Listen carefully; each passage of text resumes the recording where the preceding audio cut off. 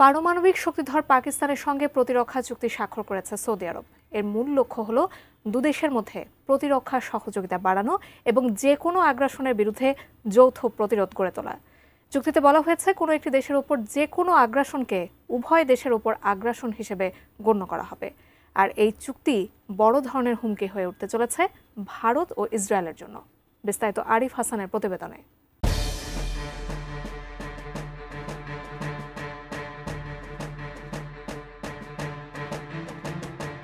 মধ্যপ্রাচ্যের উত্তপ্ত রাজনৈতিক বাস্তবতায় নতুন মাত্রা যোগ হল পাকিস্তান ও সৌদি আরবের প্রতিরক্ষা চুক্তির মাধ্যমে। পারমাণবিক শক্তিধর পাকিস্তান আর তেল সমৃদ্ধ সৌদি আরবের এই চুক্তি শুধু দুই দেশের নয়, গোটা অঞ্চলের শক্তির ভারসাম্য পাল্টে দিতে চলেছে। বিশেষ করে ইসরায়েল এবং ভারতের জন্য এটি এক নতুন দুঃস্বপ্ন হয়ে দেখা দেবে। সৌদি প্রেস এজেন্সি বলছে, এই প্রতিরক্ষা চুক্তি দুই দেশের মধ্যে বহু বছরের নিরাপত্তা সহযোগিতাকে প্রাতিষ্ঠানিক রূপ দিল। 17 সেপ্টেম্বর রিয়াদে সৌদি যুবরাজ মোহাম্মদ বিন সালমান ও পাকিস্তানের প্রধানমন্ত্রী শেহবাজ শরীফের বৈঠকের পর চুক্তিটি স্বাক্ষরিত হয়। এতে বলা হয়েছে, যদি কোনো একটি দেশের ওপর আগ্রাসন হয়, সেটিকে উভয় দেশের ওপর আগ্রাসন হিসেবে গণ্য করা হবে। অর্থাৎ এটি মূলত একটি যৌথ প্রতিরক্ষা কাঠামো, যার অর্থ দাঁড়ায় সৌদি আরবের ওপর কোনো দেশ আগ্রাসন চালালে পাকিস্তান ও সৌদির হয়ে পাল্টা জবাব দেবে। আবার পাকিস্তানে আক্রমণ হলে একই ভূমিকা পালন করবে রিয়াদ। নোভা এলইডি টিভি, ঝকঝকে ছবি, নিখুঁত শব্দ, 5 বছরের ওয়ারেন্টি। নোভা মানি সঠিক মান, নিশ্চিত সেবা। সৌদি আরবের একজন জ্যেষ্ঠ কর্মকর্তা রয়টার্সকে বলেছেন, এই চুক্তি কোনো নির্দিষ্ট দেশ বা ঘটনার প্রতিক্রিয়া নয়, বরং দুই দেশের দীর্ঘস্থায়ী সহযোগিতাকে আরও শক্তিশালী করার একটি ধাপ।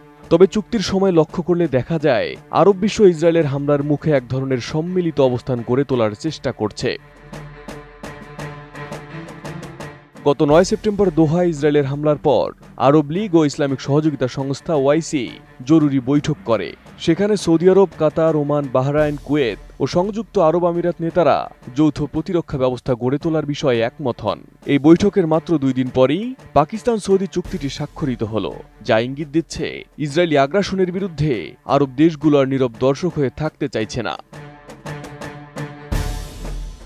পাকিস্তানের পররাষ্ট্রমন্ত্রী ইসাক দার স্পষ্ট করেছেন, যদি জাতিসংঘের বাইরে কোনো বহুজাতিক প্রতিরক্ষা বাহিনী গঠিত হয়, পাকিস্তান তাতে ইতিবাচক ভূমিকা রাখবে। তার মতে, পাকিস্তানের বিশাল ও কার্যকর সশস্ত্র বাহিনী রয়েছে, যা প্রচলিত যুদ্ধে তাদের সক্ষমতা প্রমাণ করেছে। আর পারমাণবিক অস্ত্রকে পাকিস্তান দেখছে শুধু প্রতিরোধের হাতিয়ার হিসেবে, আক্রমণের জন্য নয়। ইসরায়েল দীর্ঘদিন ধরে আরব অঞ্চলে একক আধিপত্য বজায় রেখেছে।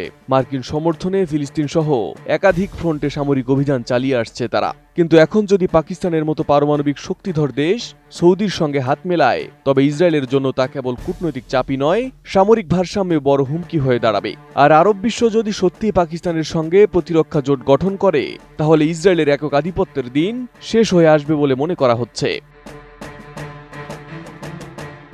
অন্যদিকে ঐতিহাসিকভাবে পাকিস্তানের চিরপ্রতিদ্বন্দ্বী ভারত। পাকিস্তান যদি সৌদি সহ আরব বিশ্বের নিরাপত্তা কাঠামোয় যুক্ত হয়, তবে দক্ষিণ এশিয়ায় ভারতের কৌশলগত প্রভাব কমে আসবে। বিশেষত সৌদির সঙ্গে ভারতের ক্রমবর্ধমান বাণিজ্যিক সম্পর্ক এখন নতুন মাত্রার চাপে পড়তে পারে।